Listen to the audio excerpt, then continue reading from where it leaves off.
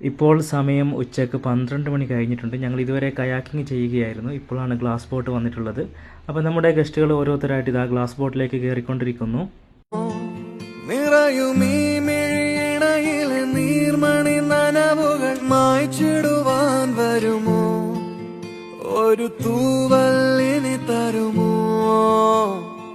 നിറങ്ങൾ വരുമോ, സ്വരങ്ങൾ വരുമോ, മഴയുടെ ശ്രുതി തരുമോ, ഒരു ദിനം കനവിൻ മലർവനം അരികിലത് മിഴികളിൽ അടരുകയോ, ഇതുവരെ കരളിൽ പ്രിയമൊഴി അതു പകരും പലതിനമോർത്തിടവേ, പണ്ടു